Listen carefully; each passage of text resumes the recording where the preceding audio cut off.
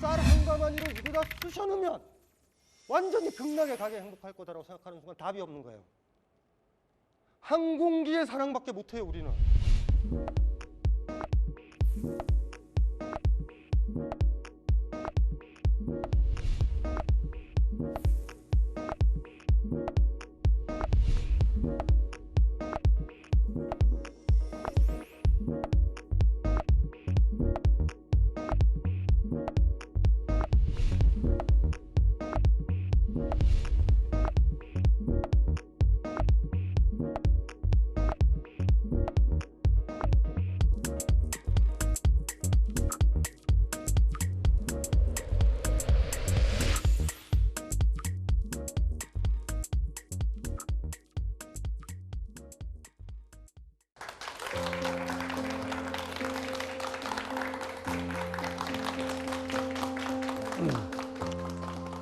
뭐 매번 이제 어려웠던 부분들은 뭐 다 끝났다 그러는데 이게 사는 게 이게 어렵듯이 뭐 이게 힘들어요. 그럴 때 항상 제가 하는 얘기는 20년 뒤에 보자. 불교도 시다르타가 2000년 전이잖아. 아직도 그것들이 읽히고 있는 이유는 별게 아니에요. 의미가 아직도 있는 거라고요. 계속 길게 보는 거, 길게 보는 거. 부모님들이 아이 낳는다고 게임 열어놓고 앱 깔아놓고 애한테 준다고. 편하죠, 순간적으로. 나중에 되면 애가 그거에 적응되는 거예요, 사실은. 나이 들어서 이제 그 아이가 이제 15살 되면 스마트폰 보고 있는 거예요, 식탁에서. 근데 그때 되면 이제 엄마가 야단을 치죠. 왜 그거 보냐고. 한때는 아이가 귀찮아서 스마트폰을 줬잖아. 이제는 자기가 외로운 거야. 애랑 얘기하고 싶은 거예요. 길게 봤었을 때 꼬맹이 때 KTX를 타고 갔을 때 있죠.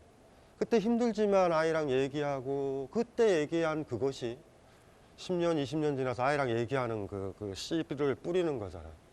그래서 이렇게 방송을 이렇게 들으시다가 잘 좀 생각을 좀 고민을 좀 많이 해봤으면 좋겠다라는 생각이 들고, 우리가 오늘 키워드는 지난번에 우리 공인이 무한히에서 다뤘던 거를 더 확장하는 건데요.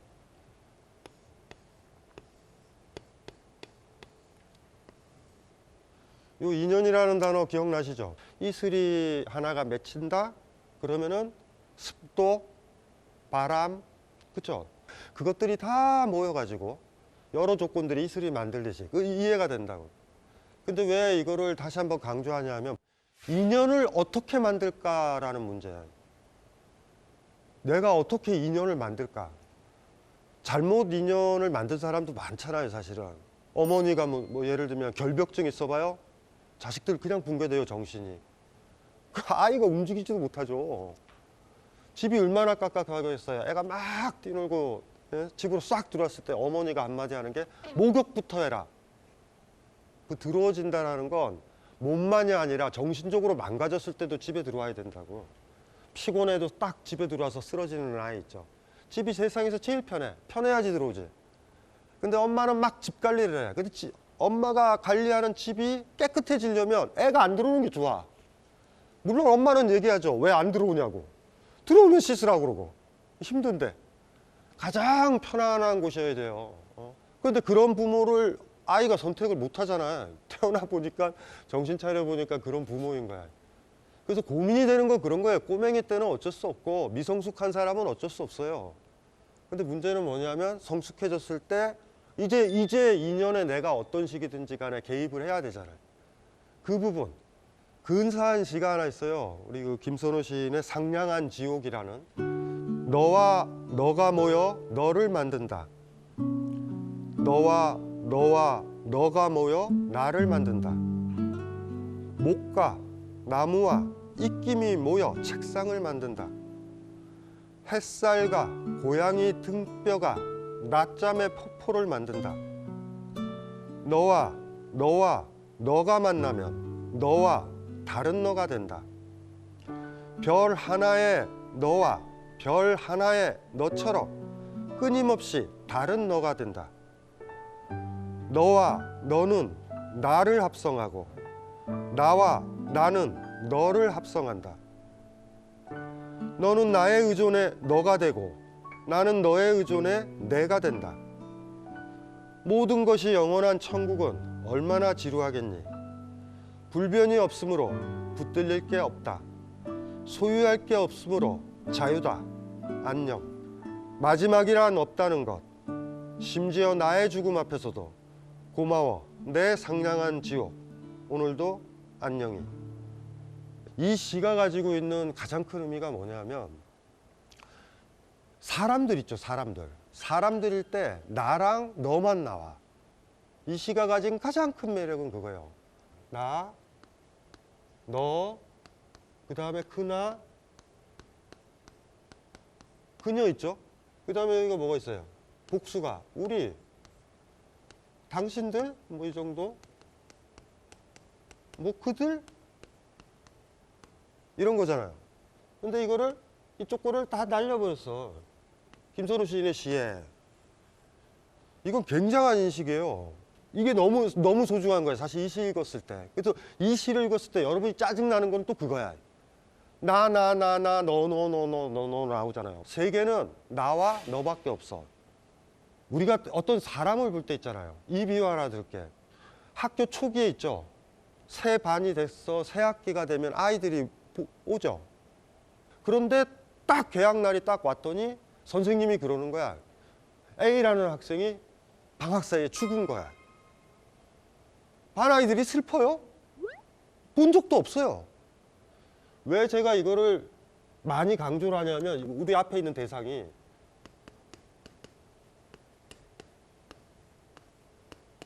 바꿀 수 있는 사람인가 바꿀 수 없는 사람인가 두 가지예요. 어떤 딸이 반려견을 키웠어요. 무럭무럭 키웠는데 너무 예뻐. 예? 근데 죽었어요. 당연히 죽죠. 근데 딸이 애지중지하던 개인 거예요. 그 반려견은. 근데 같은 종을 엄마가 놀래가지고 딸한테 큰일 났다. 그래서 사왔어. 똑같은 거예요. 똑같은 크기로 사왔어. 딸이 딱 들어왔죠. 금방 알지? 이해되죠? 아니야, 나랑 반응이 달라. 와! 막 화나겠죠, 당연히. 엄마의 입장에서는 대체 가능한 존재예요, 그건. 딸은 대체 불가능한 거야. 굉장한 간극이에요. 그 사이의 간극이. 요게 굉장히 소중한 거예요, 세계를 볼 때. 우리가 나를 가볍게 볼 때는 언제 가볍게 보냐면, 나 같은 건 대체 가능하다라고 볼 땐 답 없어요, 그때 되면. 나 하나 죽어도 된다 이런 생각이 어디서 오는지 아세요? 내가 대체 가능하고 교환 가능한 사람이 될 때. 그리고 상대방이 나를 부정할 때도 그렇게 들어와. 너 하나 없어도 여기 잘 돌아간다. 직장에 은퇴를 하거나 사표를 냈던 사람이 진짜로 바라는 게 뭔지 알아요? 나 나가면 회사가 붕괴되는 걸 보고 싶어 해. 근데 나중에 돌아가 보니 화목해졌어. 인테리어도 좋아졌고 후배들을 봤더니 얼굴이 밝아. 그때 확인되는 거죠. 내가 악의 축이었구나. 내가 이들을 힘들게 했구나. 교환 가능하다라고 세계를 보는 거랑 아닌 거는 완전히 다른 거예요. 사건 사고 많잖아요. 그럴 때 보지만 뭐 그냥 여러분들 반응 없잖아. 그와 그들은 교환 가능한 존재들이에요. 다 바꿔도 돼. 산불 나도 상관없어요. 사실은 꽃들 나무들 탔네 상관없어. 반면 여러분이 애지중지하던 화분이 부서졌을 때는 답이 없어요.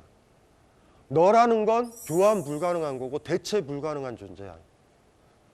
위대한 사람들의 특징이 있어요. 시다르타 같은 사람들 있잖아요.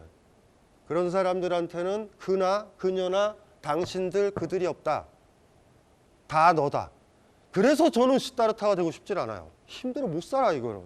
나와 너라고 했었을 때 이게 팽팽한 관계인 거예요. 이게. 나와 너만 쓰는 거야. 돌아보면 우리가 얼마나 무감각해요. 이렇게 보면은 길 가다 보면은 막 그런 거 있죠. 교통사고 현황판. 어제 2명 사망, 3명 사망. 2명 사망할 때 장난칠 수도 있어요. 아깝다. 10명 안 넘었다. 이럴 수도 있어요, 그냥. 그런데 어제 죽은 사람이 여러분 아버님이면 교통사고로. 그 숫자 2는 대단한 숫자예요. 보기 싫은 숫자야, 사실은. 방송 보시는 분들이나 다 봅시다. 옆에 계시는 분들이 교환 가능한 사람인지. 여러분들은 우리 그렇지 않잖아요. 이렇게 지나가다가 딱 잎사귀 하나 있는 꽃들 보면은 그냥 아유 여기 뭐 지천으로 널렸네 이러잖아요.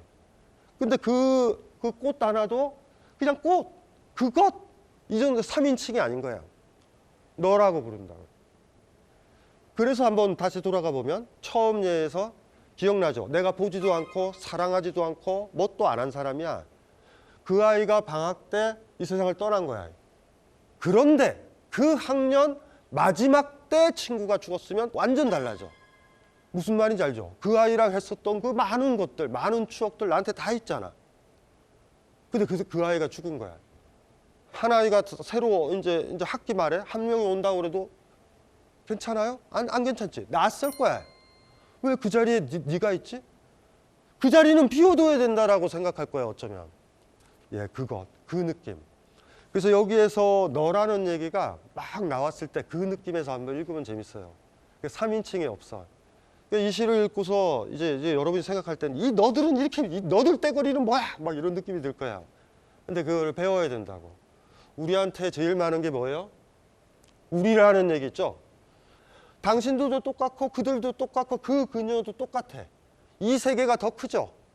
우리는 이게 더 큰 세계에서 사는 거예요. 그러니까 함부로 돼야지. 항상 바꿀 수 있으니까. 더 능력 있는 사람으로 바꿀 수 있고 더 세련되게 바꿀 수 있고. 여기 옷 예쁘게 입고 있잖아. 그 옷이요?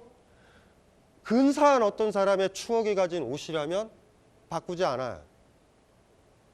바꾼다라는 건 뭔지 아시겠죠? 이 옷은 사랑하는 거예요. 사랑하는 거. 세계가 늘어나야 돼요. 너로. 다 너인 거야. 남의 일처럼 얘기를 하면 안 된다고요. 이 세상 모든 존재를 너라고 봐야 된다고. 함부로 죽이고 해치고 공격하고 이용하고 웬만하면 바꾸고 정리해고하고 하는 이 모든 것들은 이걸로 생각할 때 나와요. 너라고 생각하는 사람한테 전쟁을 선포할 수 있어요? 여러분들의 나 있죠. 나라는 것도 바꿀 수 없는 사람이야. 사람들이 왜 자살하는지 알겠죠, 요새? 나 같은 거 엄마 눈을 보니 저걸 왜 놨지? 이런 눈빛이 들어. 저 공부도 못하는 걸 왜 놨지? 저 사고뭉치를 왜 놨지? 회사를 가도 저 일 못하는 거 저거 왜 뽑았지? 이런 느낌이 들 때. 나 하나 없으면 새로 뽑겠구나. 나 하나 없으면은 둘째 아이 있죠. 내 동생한테 에너지를 가겠구나. 이렇게 느낌이 들 때. 이 세상에서 우리 스스로가 가장 강할 때 이런 거예요. 나는 바꿀 수 없어. 어쩌면 시다르타가 처음 태어나서 했었단 말. 천상천하 유아독전 이런 거 있죠. 태어나자마자. 근데 그 비유가 왜 만들었었어요? 천상천하 유아독전이잖아. 홀로 존귀하다라는 얘기는요. 내가 너희들을 다 무시할 게가 아니라고 해. 나 존귀한 사람이다라는 거예요. 나 바꿀 수 없는 사람인 거야. 그래서 김선우 시인의 시를 읽을 때 인연이 모여가지고 뭐가 만들어지고 목과 나무와 입김이 모여 책상이 만들어지는 그 세계 있죠.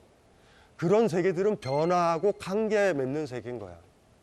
변치 않는 남자, 변치 않는 여자, 변치 않는 어머니, 변치 않는 아버지. 신뢰하지 맙시다. 5살 때 아버지라, 10살 때 아버지라. 지금 60 먹어도 아버지가 같아. 그리고 찾아갈 게 뭐 있어? 여행도 갈 필요도 없고 뭐 관계를 못 맺잖아. 그런데 또 관계를 맺는 세계잖아요. 뭐가 만들어지지. 만들어지니까 어떻게 돼요? 인연이 닿으면 붕괴가 되죠. 그래도 어떻게 돼요? 상냥한 지옥이잖아. 지루한 천국 같은 데는 아닌 거예요.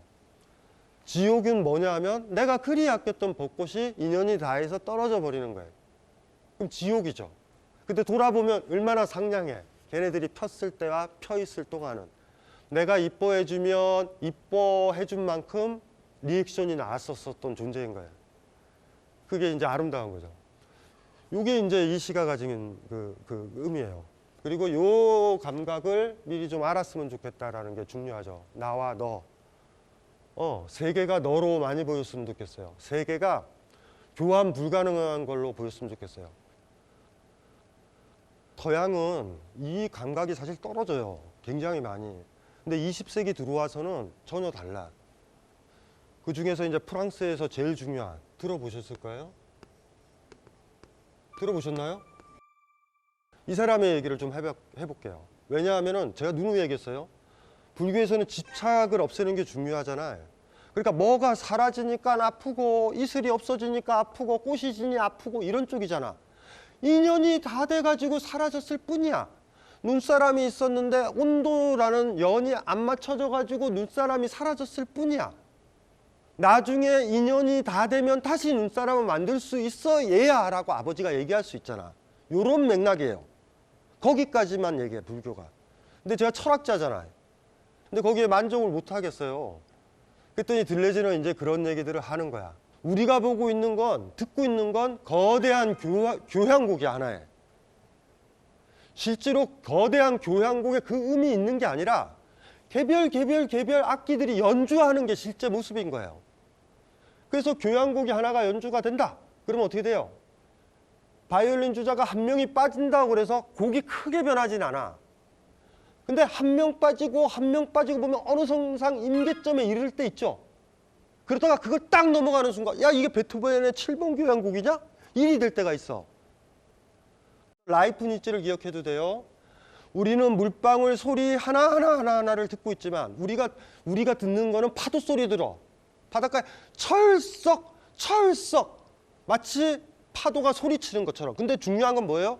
물방울 하나하나가 서로가 부딪히고, 물방울 하나하나가 육지에 부딪히고, 돌에 부딪히고, 바위에 부딪힌다. 그 소리가 합쳐서 들리는 거야. 어디에도 없어요, 그 큰 소리는. 여러분도 마찬가지인 거야. 이 감수성이 굉장히 사실 중요한 거예요.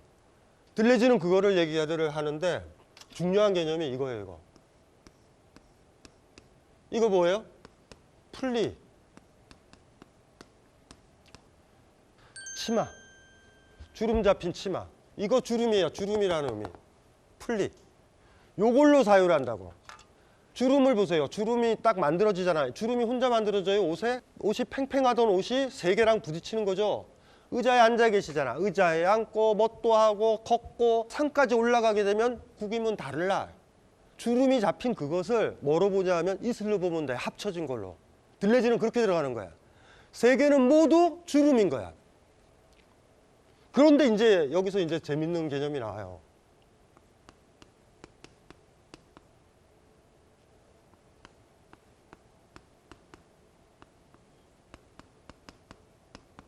요 단어는 기억나시죠? 익스플리케이션, 설명, 임플리케이션 찾으면은 빈도수가 떨어져서 좀 어려운 단어로 나올 거야, 이거는. 함축. 포인트가 아까도 얘기했잖아. 풀리 보라 그랬잖아요. 풀리. 익스플리케이션.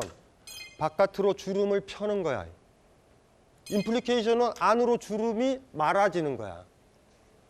삶을 뭘로 설명하는 건지 아시겠죠? 살아가는 건 주름을 나한테 마는 거고요. 그리고 다른 사람이 나를 이해한다는 거 뭐예요? 내 주름이 펼쳐지는 거야. 인연이에요, 이게. 그래서 들레즈가 20세기 최고의 생성의 철학자라고 그러는 거예요. 생성의 철학자. 창조라는 건 뭐냐면 무에서 유를 만드는 거예요. 생성이라는 건 유에서 유를 만드는 거야. 돌이 바닥에 깔려 있죠? 막 냇가에 깔려 있어요. 그거 있는 거지, 다. 그것들을 모아서 돌탑을 쌓아. 그것도 있는 거죠. 그런데 다르지. 다르게 배치가 된 거잖아요. 우리는 그거를 생성이라고 불러요. 그래서 생성이라는 말은 새로운 배치, 새로운 관계. 여러분이 처음에 만났을 때는요, 그거 몰라요, 잘. 이 사람이 어떤 인연들로 만들어져서 나한테 왔는지 몰라. 그 처음에는 멋있어 보이고 세련돼 보이고 막 그런 사람도 실질적으로 펼치면은 한이 많은 사람들이 많다. 처음에는 이쁜 척하죠. 여러분들 누구 만날 때 주름을 펼쳐줘요, 그 사람한테? 언제 보여줄까? 그 사람과 관계를 맺으려고 나를 펼친단 말이에요. 언제 펼쳐주죠? 저 사람이 따뜻할 때. 꽃피듯이. 당신 그거 다 보여줘도 돼 라는 거예요. 이해되죠? 자기 맨 얼굴을 보여줘도 저 사람은 감당을 하는 거야.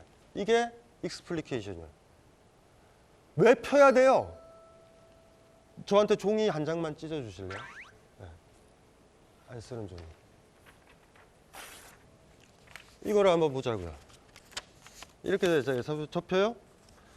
초등학교 1학년 때 한 번 접히고 이렇게 접히는 거예요. 계속 접히는 거예요.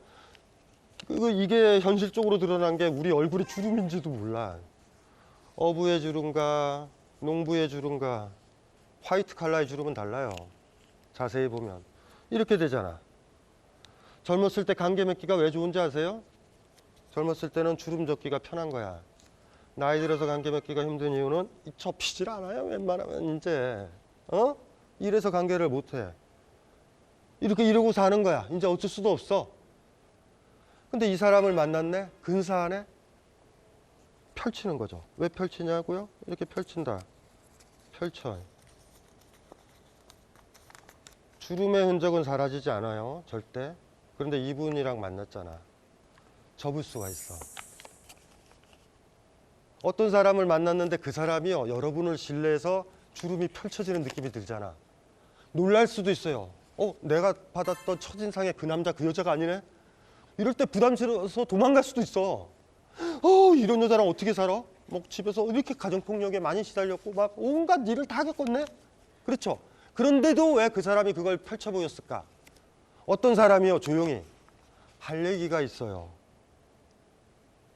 사실 저 그렇게 근사한 사람 아니에요. 저 조울증 있어요. 뭐 얘기하는지 아세요? 나 당신을 통해서 새로 접고 싶다라는 거야. 한번 주름이 접히면 이렇게, 우리 이렇게 된다고. 60대가 주름을 피면 더 많아. 복잡해요. 그래도 이렇게 폈으면 좋겠어. 피면 처음에 빠시빠시 했었을 때보다는 뭐 그닥 좋지는 않아요. 근데 삶은 어쩔 수 없이 계속 주름을 접는 거야. 이해되시죠? 익스플리케이션이 너무 예쁜다는 거야. 따뜻한 사람을 만나야 돼. 그래서 제가 꽃 피는 비유를 드는 거예요. 꽃이 딱 온도가 따뜻하면 어떻게 돼요? 꽃이 딱 피잖아. 그런 것처럼 근사한 사람을 만나면 익스플리케이션이 되는 것 같아. 그리고 이 익스플리케이션에서 희망을 봐요. 기존에 접혀졌던 많은 인연들 있죠. 그렇게 만들어서 인연들을 노력을 다해서 그건 제거되는 건 아니에요. 여기에 표면에 남아 있잖아. 그런데 새로 접을 준비를 하시는 거야. 우리는 이렇게 돼야 되겠죠. 임플리케이션, 주름 잡힌 대로 살아서 이렇게 살지 맙시다. 많이 접히면 접힐수록 우리는 관계를 못 접어. 다시 또 못 접으니까 이렇게 될 때 혼자서 안 돼. 이게 근사한 사람을 만나야 되고, 근사한 저자를 만나야 되고, 근사한 강의를 듣는 것도 도움이 되죠. 근사한 책을 보는 것도 도움이 되죠. 펼쳐도 되는구나. 펼치는 순간 새로운 게 시작되는 거예요. 다시 인연 만들기가, 다시 주름 만들기가. 예쁘죠? 임플리케이션, 익스플리케이션. 삶은 이 두 가지구나. 주름을 만들어 나가는 과정이면서 동시에 또 하나가 주름을 펴는 과정이고, 이제 이걸 또 활용해도 돼요. 내가 이 사람을 사랑하면 뭐예요? 주름을 펼쳐주는 거예요. 편하게. 이해되죠? 그 사람을 이해한다는 게 별게 아니잖아. 그리고 여러분 스스로를 이해한다는 것도 주름을 펼쳐야 되는 거예요. 내가 관계를 잘 못 맺는다? 주름 펼친 적도 없어. 계속 접기만 하는 삶을 산 거예요. 그래서 사람들이 마음을 비워야 된다, 내려놔야 된다, 그 얘기를 옛 사람들이 했나 봐요. 구체적으로 우리가 어떤 인연을 만들 건지는 다음 시간에 이어서 서로 고민해 보도록 하겠습니다. 예.